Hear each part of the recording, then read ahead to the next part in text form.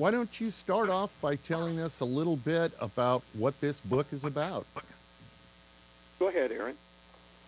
Well, the book, in a nutshell, is a different perspective of the UFO phenomenon, the questions behind what they are and what their intention is.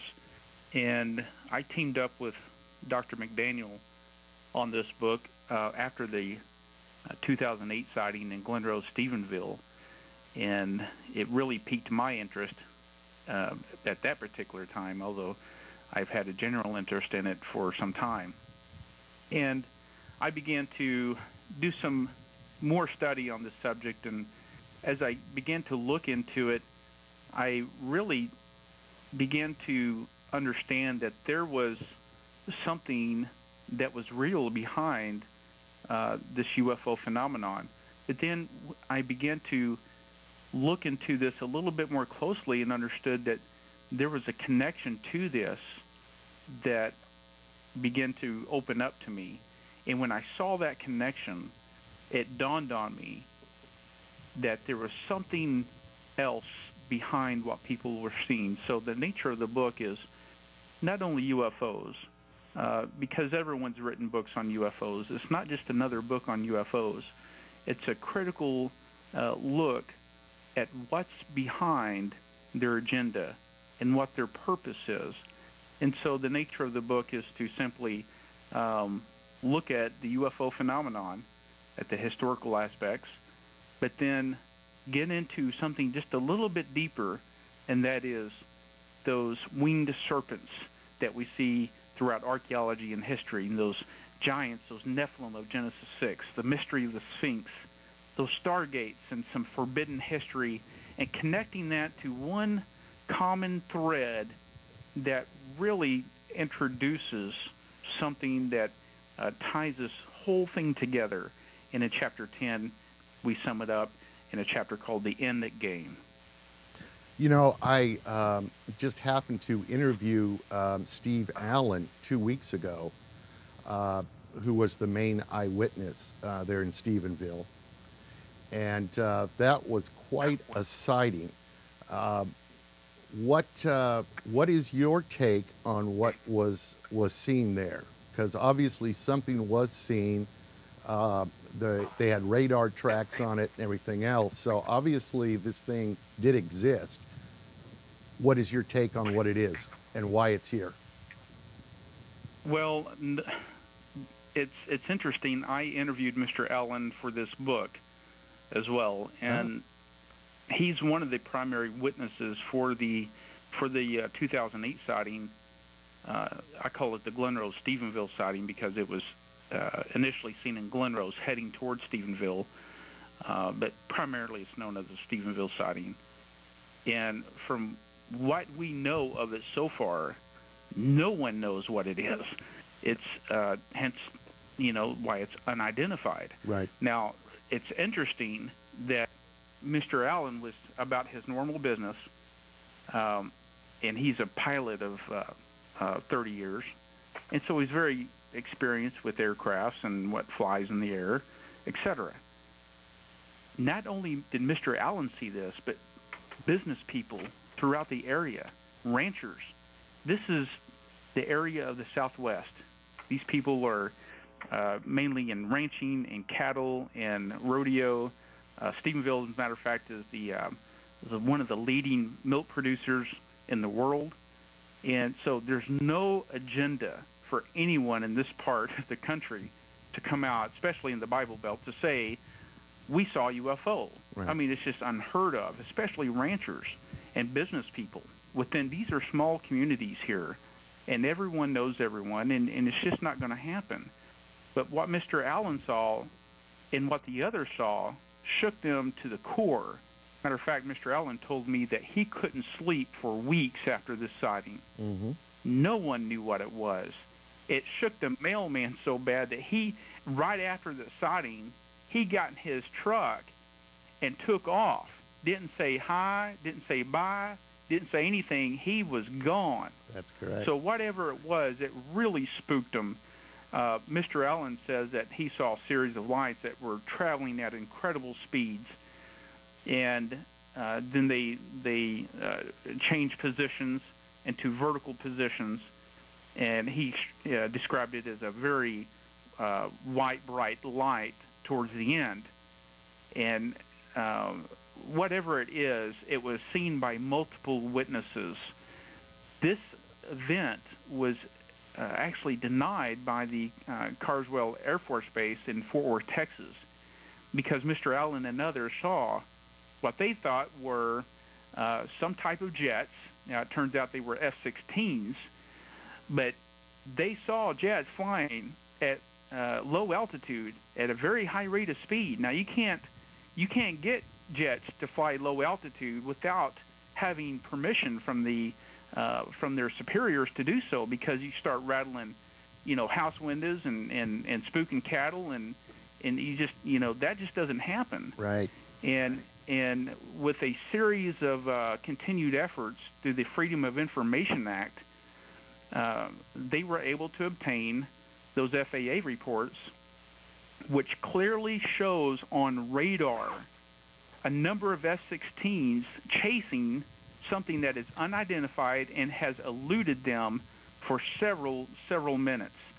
So, matter of fact, the FAA said that they estimated the speed at roughly 1,600 miles per hour, and on radar, which I've seen the video footage of the radar, you can clearly see it's eluding those F-16s in ways that should not be occurring. What it is, no one knows, but it is that particular sighting, along with a host of other sightings around the world that are ranked in the 3 to 5% of sightings that cannot be explained, and that is the nature of the UFO phenomenon. I couldn't agree with you more. One thing that I found very interesting about Steve's account of what he saw was just prior to the object disappearing, it actually went up in flames. He saw like explosions of flames in the back. Yes, it's, that really intrigued me as well. And in the research that I've done for this book, we've learned that whatever these things are, now I believe that they're hyperdimensional, and these hyperdimensional UFOs are actually coming in. They're beyond our time and space dimension. So as they're entering into this time domain and into our dimensions as we know it, those 4 dimensions, length, height, width, and time, they are manipulating frequencies when they do that, and hence they are changing light, forms, shapes, and colors. And I think that's why we're seeing what we're seeing. We're not able to really make sense of it, but they're changing those frequencies somehow in those series of shapes and lights. And I think that's why Mr. Allen saw what he did. It's that interaction that's with those frequencies that I believe that they're creating, and we're seeing the residue of that, of their manipulation of our atmosphere. Now, Aaron, before the 2008 Stephenville sighting, were you into ufology prior to that? No, not in particular. I was not. Now, I had a personal encounter when I was 17 years old. I write about it in the book, but that encounter always intrigued me. It's always kind of hasn't really bothered me. It's just that I didn't know what it was that I saw. Right. And so I went on with the rest, with the rest of my life, and it never really, I never really had a clear-cut answer for that. I never could understand it. Matter of fact, I talked to some of my old high school buddies about it. There were 3 of us, 3 of those friends with me, and so there were 4 of us total, and I was still in contact with them. And I asked them about it. I said, "Do you remember that night when?" And they said, yes, it was the Shamrock. I've termed it the Shamrock, Texas sighting because that's where it occurred, in Shamrock, Texas, the summer of 1988. I was 17 years old at the time, and we saw something very unusual in the sky. Matter of fact, one of my friends was going to go into the Air Force Academy right after graduation, and he knew all about planes and jets, and we all four agreed whatever we saw wasn't a normal aircraft. It wasn't a helicopter, wasn't any kind of fixed-wing aircraft. Matter of fact, it was just a solid red ball of light, and it was floating along in the sky, and not very high up, probably just up above the horizon, and very slow, and just floating along, no sound to it whatsoever, completely silent, and no other lights. There was no flashing lights, etc. And so we watched it for a while. Matter of fact, it intrigued us so much, we were getting ready to go home and get in the truck to go home. And this was about midnight. It intrigued us so much, we turned around and went back to the fence, and we watched it with intrigue. And then, however long it was, minutes later, we watched it for probably a good 10 minutes. And the object then began to do very weird acrobatics in the air, 90-degree turns, super fast, just things that was totally impossible. Matter of fact, I remember this very clearly. I reached down and pinched my arm to see if I was really awake or if I was dreaming, because I tell you, after we saw that, it went back to a steady state, and it just was idle, didn't float, just stood in an emotionless state, and no one said a word. And these are we're 17 years old. No one said a word. And we watched this, and we continued to watch it until it disappeared. But I never was interested in it up until, I guess, about 2008. It really caught my interest again, because I was actually headed to work that afternoon right before the Stephenville sighting occurred. In January 8th, 2008, I was headed to work that particular afternoon, and that sighting, matter of fact, I was going down this highway. I took a little bit different way to work because it's more scenic, and as the sun sets in the west, you can kind of see a big overlook across the valley there, and it's a beautiful, scenic drive through there. And I had a little bit more time. I left a little early, so I thought I'd take that way to watch the sunset. And now I didn't see anything, but apparently 15 to 20 minutes after I had gone through that area, that same area, that sighting occurred. Now, I heard about it hours later. Wow. But and then that's when Dr. McDaniel, began to do a study on this, and we teamed up to write this book, Alien Agenda: The Return of the Nephilim. Now, Dr. McDaniel, were you into ufology prior to 2008 or prior to meeting up with Dr. Judkins? Yeah, actually, I have a little bit of a different story. I did get involved in the literature and did do quite a bit of research and compiled a lot of notes, and it was really interesting to me. I don't have an experience that led me into that, but it was more of being faced with all the evidence that was out there and trying to weed through that. Of course, anybody that's studied this phenomenon knows that the hoaxes are everywhere, and that's too bad, because that really makes the legitimate sightings difficult. Absolutely. But I did have an interest in that and did a lot of work on that. And I can remember, following, they used to, you don't hear much talk about it anymore, but in the old days, they used to talk about the UFO flaps that happened about every 4 years. And, you'd get, an extended series of months in which there would be an increase in the number of sightings of UFOs and encounters and those kinds of things. And I do remember seeing, at some point, but it was years after I'd been involved in this, some acrobatics by a light in the sky, but it was so far away there was absolutely no way I could really verify what it was, and what it was doing was something contrary to anything I'd ever seen anything in the air do. But I really wasn't close enough to be able to say, boy, this was, it was impactful. That really wasn't the case for me.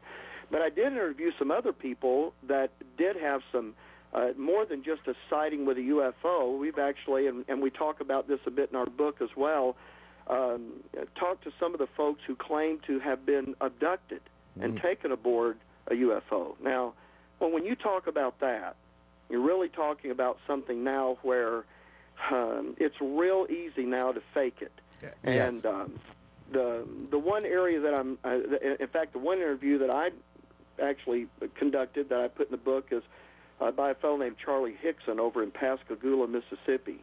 And a number of years ago, Charlie and his friend were out fishing and claimed to have been frozen in place, for lack of a more technical term for him to use, and he described being taken aboard a craft, and for things being done to him, his memory was real sketchy about it, and then being dumped back off at the same place, and both of them awakening. Now, I did not ever interview his friend, but Charlie Hickson told me that man that was with him went into a mental hospital and did not come out. And that was intriguing to me, because I always wondered what was the difference. And of course, Charlie recounts this thing, with the kind of emotion that you would think would happen, for someone that had that happen to them. But for this other fella, I have to tell you, if you were faking it, that'd be a pretty high price to pay to spend your days in a mental hospital. Yeah, and they didn't necessarily try to promote the heck out of this thing, right? Oh, no, they didn't. No, I actually had to kind of dig that up. Yeah. It was only because I had an interest in the thing that I ever came across it in the first place. Yeah, you're right. Because it seems to me once money gets involved, then I start looking at it at a different angle. If people are doing that. Well, tell us, how did you two gentlemen end up getting together to work on this book? Well, I'd had this interest in UFOs, and I'd done some work on that, and I'd actually taped about a 2-hour, just a little short DVD that kind of talked about the UFO phenomenon, because not only did I have an interest in it, but I had a real desire to know what was really behind that. And there are a lot of different ideas about what that is. I know you remember the old Eric von Däniken book, Chariots of the Gods, right. And he talked about our Sky Brothers and and all that kind of business. And then you have other folks that come along with other ideas. And the part that really intrigued me was, what really is this? And is there a connection to this? Because, as you know, the thread that runs through, if you're following any of the encounters of UFOs, that thing has been linked to just about everything imaginable. And I really had a desire to sort through that. Well, knowing Aaron's been a friend of mine. Gosh, Aaron, how long have we been friends? I don't know how many years, but, Aaron, his doctorate and his real area of expertise is archaeology. And just get Aaron talking about all of the winged serpents that you find all around the world. And as a matter of fact, not only that, but the hieroglyphs that show what genuinely appears to be spacecraft. Now, boy, when you unearth something that's just been covered, for hundreds or 1,000 years, and you've got what looks like a spacecraft etched in the wall, and men looking up at it, that's a pretty amazing thing. And so since that was Aaron's area of expertise, and he brought all that to the table, and then, I had and of course this book, there's no way, I mean, I'm sure you've seen the literature. In fact, that was one of the things we had to avoid. The first time I actually filmed a DVD study of this, it was just overkill because of, trying to prove the point and taking the sightings back through history and bringing them up to present day, talking about the credible ones to try to prove to people that there really was something out there. But but I think we did a good job of not overpowering everybody with that. But it was Aaron's expertise in the archaeology area, of which I don't really have any of that, and then, you know, the research that I've done in the past, and we thought that'd just make a perfect marriage for the book.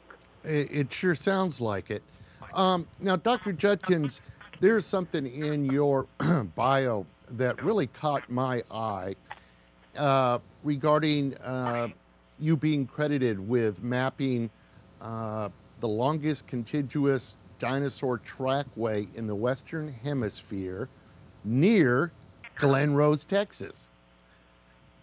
Is that a coincidence or what?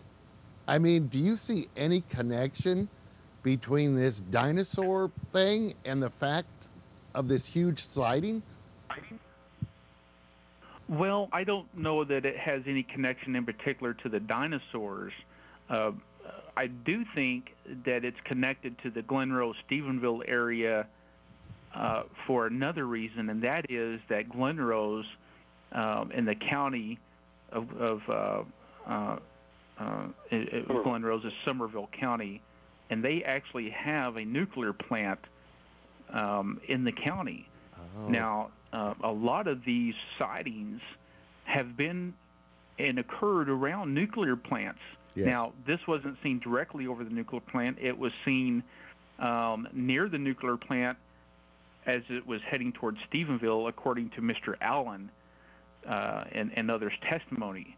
But I think that may have something to do with it more than the dinosaurs. Now, did the dinosaurs have any role in that at all? I don't think so. Matter of fact, we've had people come down and say that the dinosaurs and the aliens were together at the time.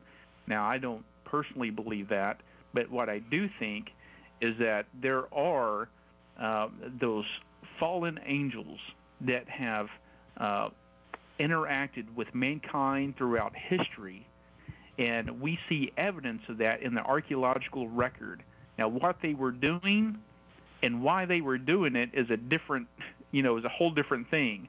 But they're not here to embrace mankind as the thought, in today's society really purports. I believe they're here for a different reason, and it's not one to help mankind. So I believe that they're. Oh, go ahead. I'm sorry. Well, I believe that they have a very malevolent nature about them, and there's reasons why about that. But it's interesting you bring up the Glen Rose areas because back in the 1980s, along that same river, which is the Paluxy River near Glen Rose, Texas, was along the banks of that river is thousands of dinosaur tracks of different kinds. Oh. Also, fossil human footprints. But in the 1980s, one particular footprint was excavated that I have in the book, and we have the only known cast of this. It is a 24-inch human fossil footprint. Well, that's where I have to stop you because I've got a question. Now, obviously, you guys are offering an answer, or at least a theory, as to what is behind these UFOs. And for people that don't understand or don't know what the Nephilim are or were, can you define that a little bit? Dr. McDaniel, do you want to take that, or do you want me to? Sure, I'd be glad to do that. Yeah, absolutely. Aaron's mentioned the fossil record, and I know what our discussion is about here, and we've written the book from that perspective, but I don't want to turn the discussion totally in that direction, but in the biblical record as well, there is an account in Genesis 6 about those angels that are the evil angels that cohabited with men. Now, that's not just in the biblical record. There are actually non-biblical manuscripts that contain those same kinds of accounts. But the reason I bring that up is because the biblical record says that when they cohabited with men, with the daughters of men, that they produced a race of giants. And those giants became men of old, men of renown, the Bible says. And as a matter of fact, I think what you can do is you can actually trace back a lot of the mythology to what was going on with those races of giants. And you find them all through, not just in the archaeological record or in the historical record and in the biblical record. Those things don't seem to contradict in this area. So when we're talking about Nephilim, we're talking about not just some very large human beings, but we're actually talking about a hybrid being, one that would be, and I realize that there may be some people who are a little bit familiar with the Bible that may be listening to this, and they're going to be looking at a note maybe in their Schofield Bible that says that, well, that can't be right because, angels are sexless. But that's not a true statement. Every single reference in the Bible regarding an angel is male, and that is without exception. I did not know that. Yes. And by the way, there's something else about that, too. Angels in your Bible are wingless. There's not one single angel that has wings. Now, cherubim, which is a different creature, has wings. Seraphim, which is another type of angelic creature, has wings. Angels do not have wings. And if you were to see an angel, they have the ability, and Aaron talked about out of our dimension, out of our time and space boundaries, and that's absolutely true. And they have the ability to appear as men, and have done that. But they also have the ability to appear as an angel, and that's a totally different thing. In fact, that's a terrifying thing.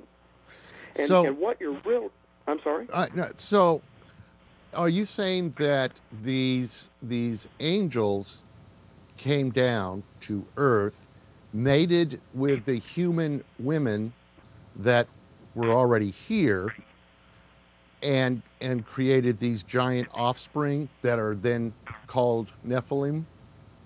That is correct. Now, that is correct. Besides finding this huge footprints, are there any other archaeological finds as far as bones that would indicate these things were on Earth at some time? Well, actually, there is now. Matter of fact, just by the time you get into the Roman period, Caesar Gaius was a man who he was known as Maximinus Thrax, and he stood 8 foot 6 inches tall. Now, that's a big man, and men get that big today. Shaquille O'Neal has a foot size, I think, of a 15 or so. So that's not what we're talking about, though. We're talking about not just big, large men that suffers from, overstimulation of their anterior pituitary gland. That's not what we're talking about. We're not talking about modern-day giantism. We're talking about a breed of hybrid fallen angels and humans. And as a matter of fact, one of my other colleagues, Joe Taylor from the Mount Blanco Fossil Museum, has a 47-inch human femur that came out of the road construction from the 1950s. There was a report in southeast Turkey that had as they were digging and excavating for a highway through there in the 1950s, the road crew came across a huge human femur. Now, according to that report, it was 47 inches long, and that fits right along the biblical record of Deuteronomy 3:11 that talks about King Og of Bashan.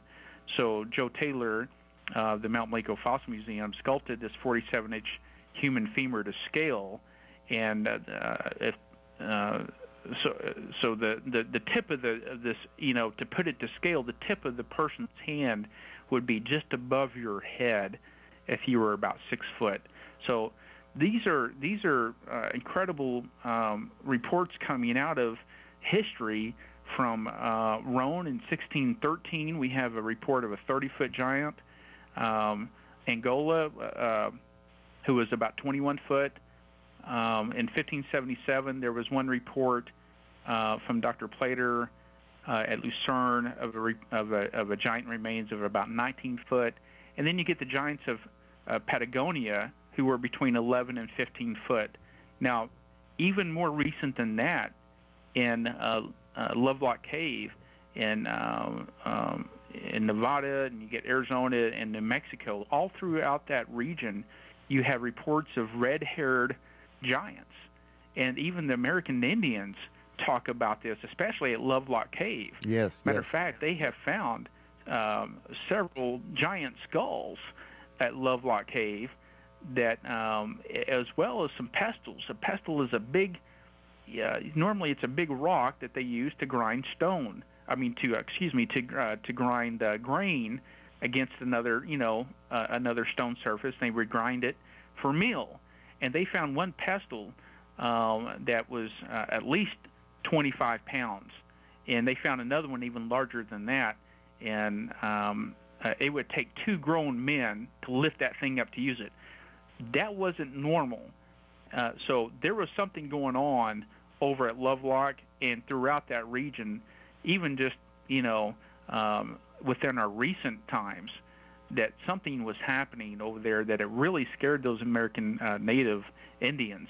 So we do have reports throughout history. Now, unfortunately, a lot of those remains, with the exception of Lovelock, I should add, those remains are verified, and they're in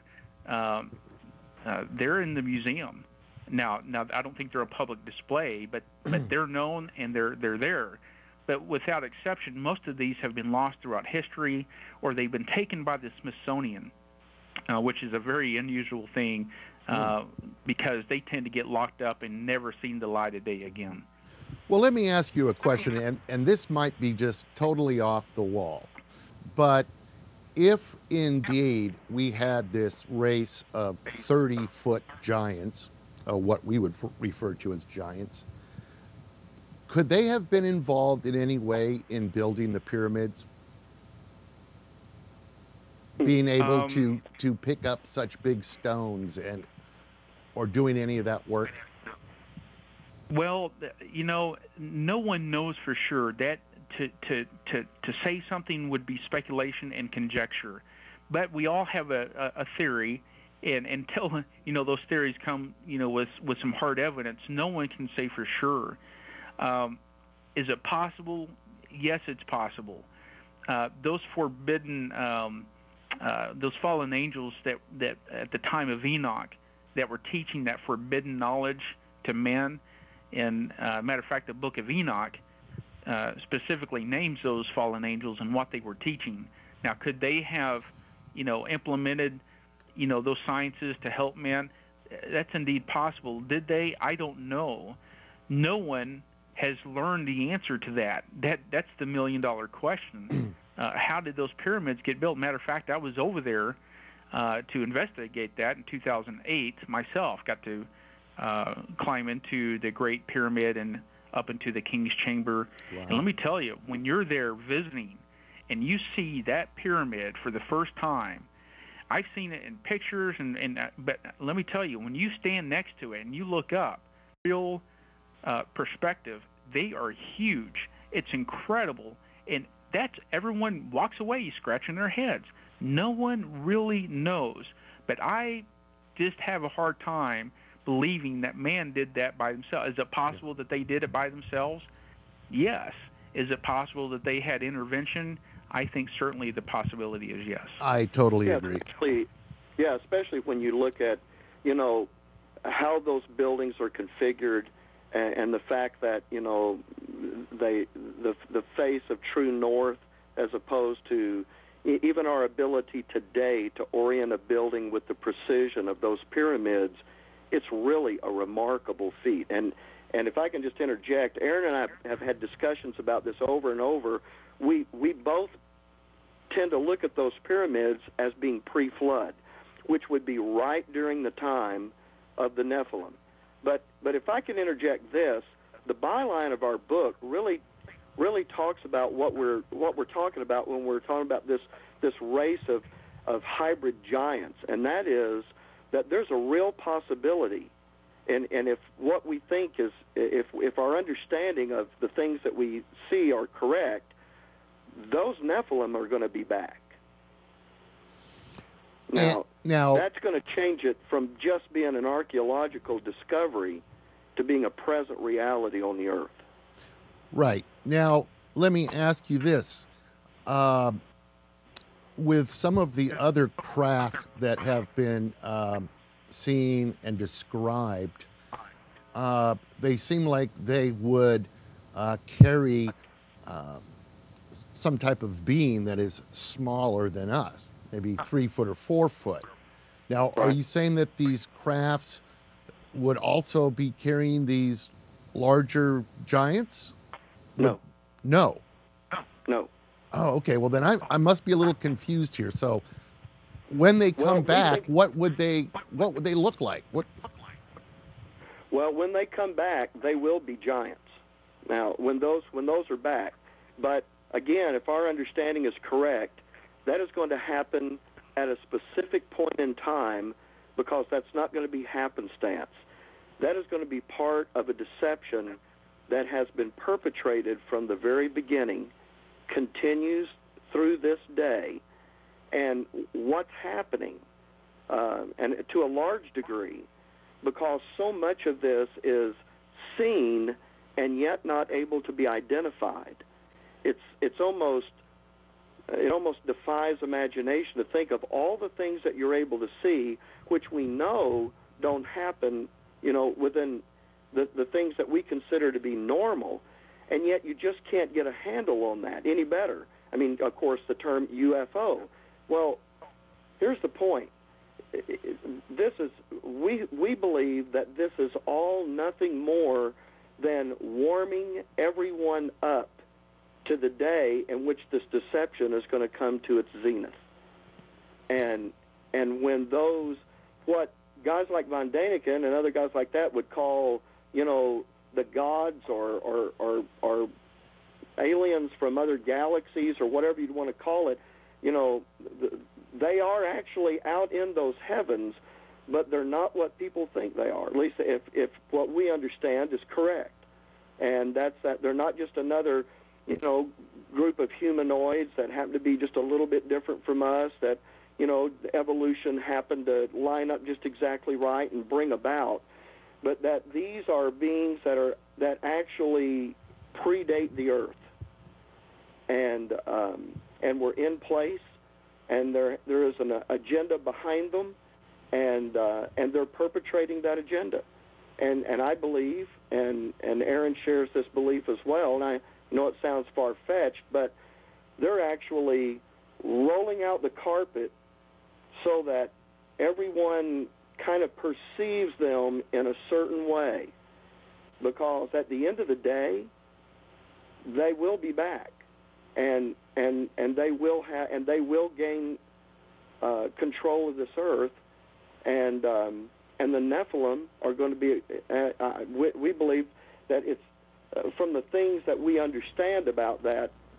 There's a very big possibility that the Nephilim will return as part of that agenda. Well, what are your thoughts as far as government knowledge? Do you think the U.S. government has any of this knowledge?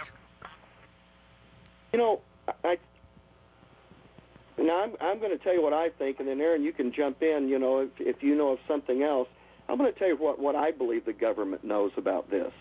The only thing I think they know are the reports that they hear from their own people. Astronauts have given testimony about things that they have seen and encountered, any kind of hard physical evidence that they may have seen. If you've ever, if you ever go out to Roswell and talk to anybody out there, that, of course, what do they really have? They're never going to admit that.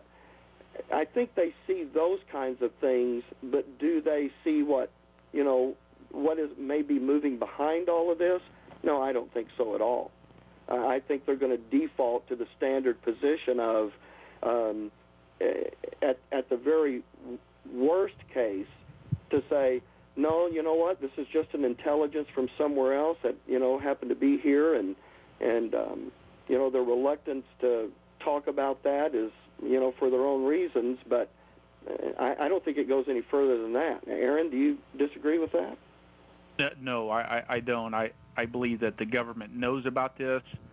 They don't know what it is exactly, but for sure they know about it. There's been too many reports from people high up in NASA, the astronauts, from different missions all the way back to Apollo, that they were seeing something. And these are men of professionalism and integrity, right. And I don't think they would come out and put their careers or their reputations on the line saying they would see something if they didn't. So what does the government know? No one knows.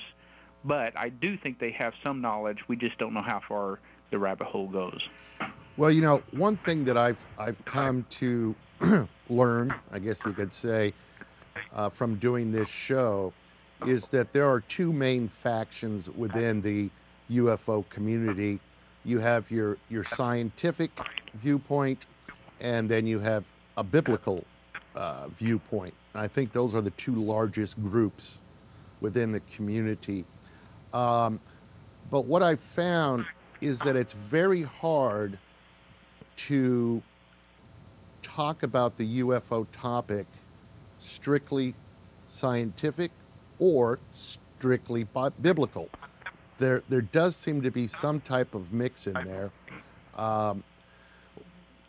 But what are you trying to get across in this book? Are you just trying to get people awoken to what you believe is going to happen? Is that the basis for this book, or just for knowledge?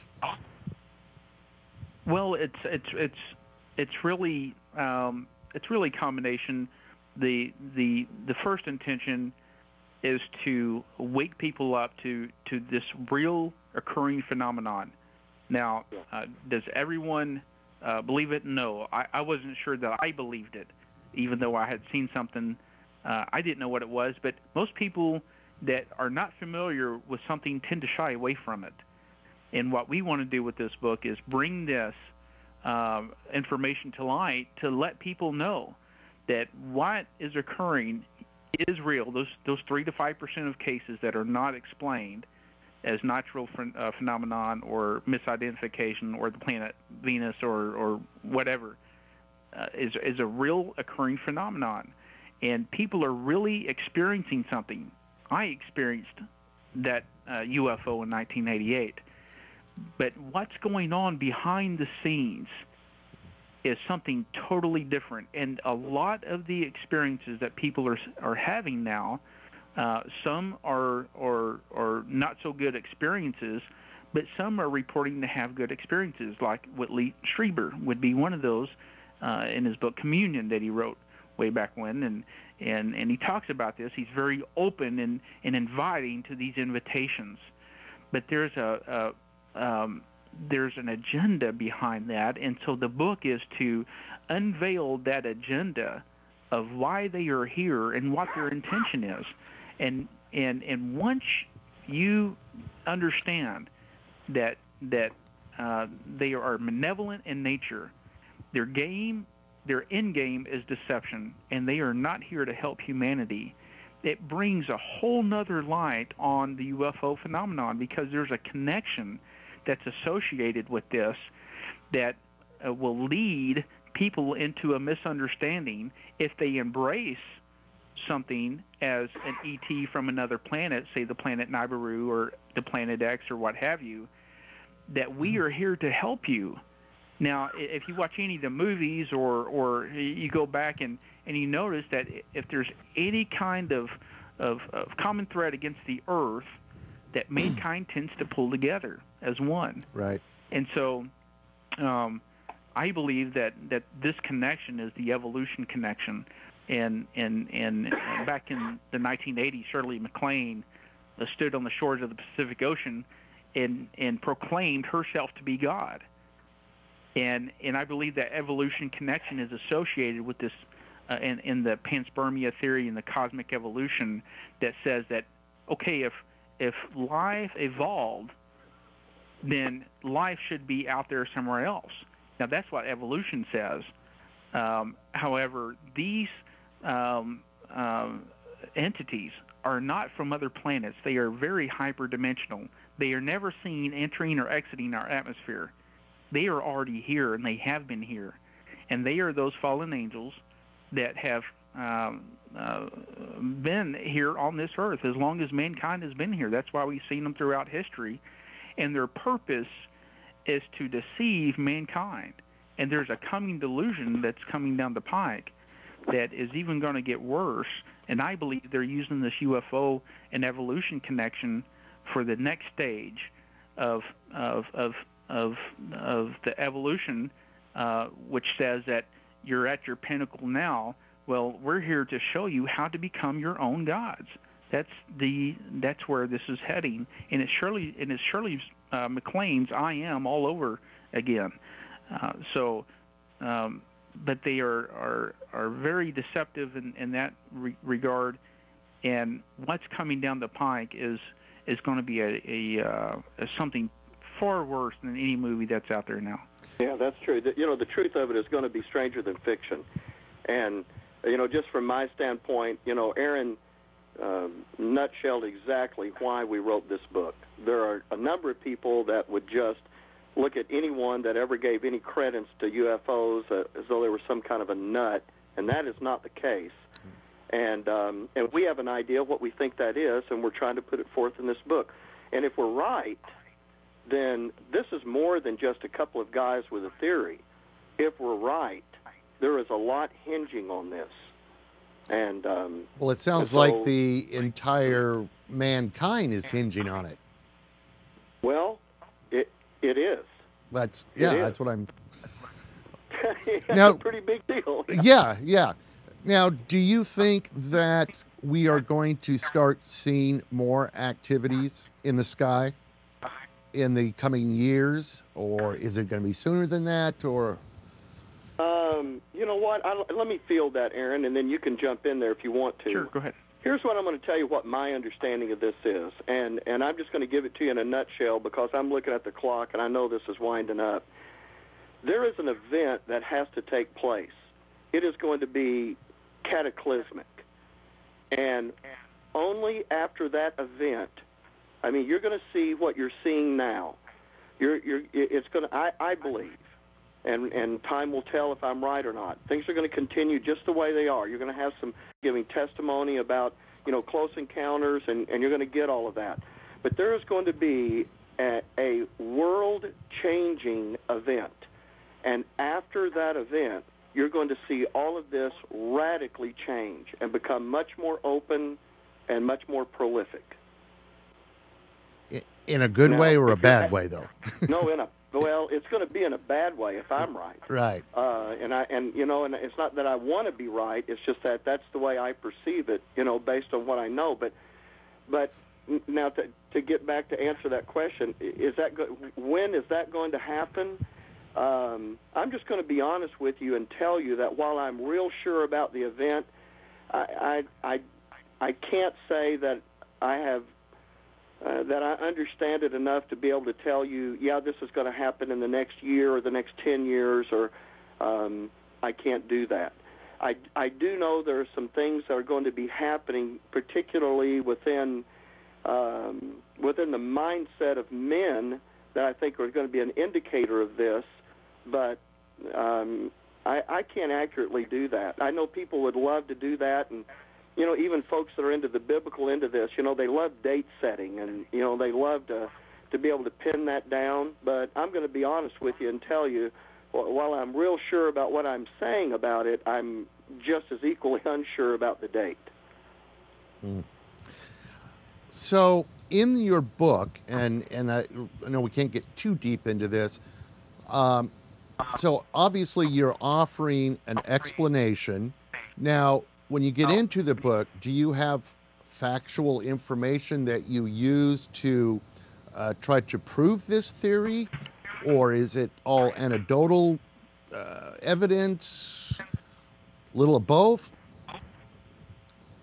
Well, the book is well referenced. We do use a mix of secular sources and non-secular sources, scientific and other personal testimony, historical sightings, etc. So we do have, I think, a very well-rounded book in that regard.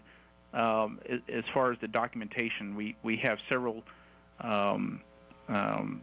literature sources that we used and to really bring about what's going on with this UFO phenomenon, and we wrap it up in the forbidden history, and we talk about those winged serpents and the mystery of the Sphinx and how that all ties in. It's interesting that in the ancients, if you take the pyramids in Egypt and the pyramids of the Mayans in South America, and any major site around the world, they're on the same latitude line. And back in the ancient past, it was 22.5 degrees latitude. Why is that? They were following those same constellations. Mm-hmm. We write about it in the chapter on Stargates. They were doing something in particular, and with those pyramids, that's why they're connected.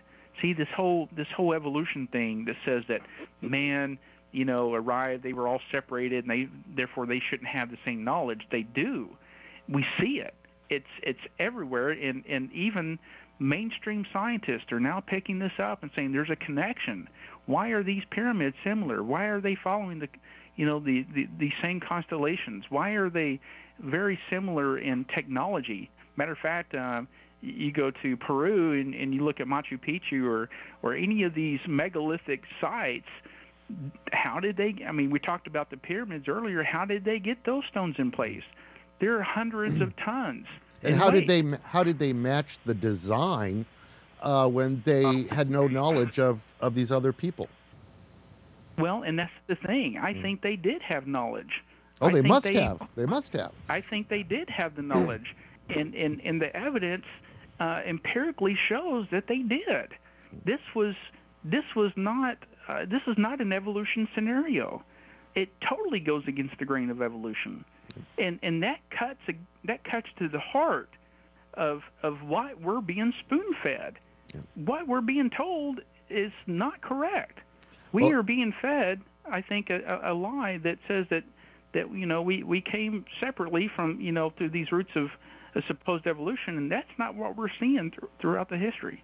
Well, there's basically two concepts, right? There's either the God concept, where boom, we were here, and then there's the evolution theory, and I don't even know what they're teaching kids these days when it comes to evolution. Are they still teaching them that we came from monkeys, or? Oh, sure. They're teaching the macroevolutionary concept, and they have, and they will continue to do so. And that's totally in public education. Yeah. Well, listen, guys, we are getting a little down on time here. I want to repeat, if you could repeat the name of the book and also where people can find it. Go ahead, Mike. Well, the name of the book is Alien Agenda, The Return of the Nephilim. And because it's just out, there's a couple of places they can go. We've got our websites right now, and then folks will be able to order this online before too long. They'll be able to go on Barnes & Noble and Amazon, and they'll be able to pick this book up. But you can go to a couple of places. Aaron, give them your website. In fact, the book has a website even. The book has a website. It's alien-agenda.com, alien-agenda.com, and or you can go to graceage.org, and then you can also go to my website. It's aaronjudkins.com. What was the second one? Grace? Graceage.org.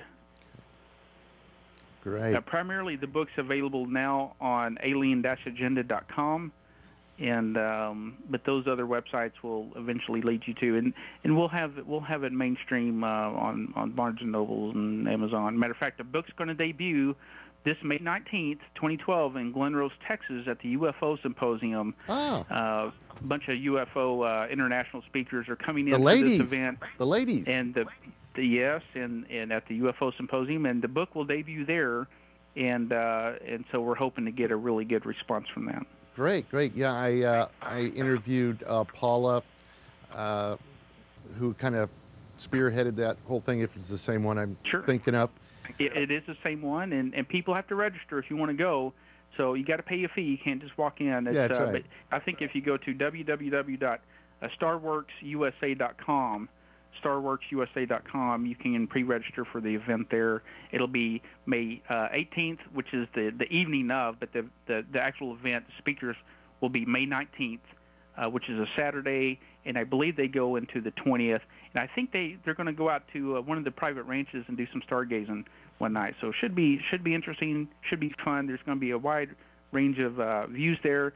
People from international speakers and the witnesses from the Stephenville Glen Rose sighting will be there. Mr. Allen will be there, and it'll be a great time to get to talk and hear these people firsthand. Now, will you guys be there at all on any of the panels or anything?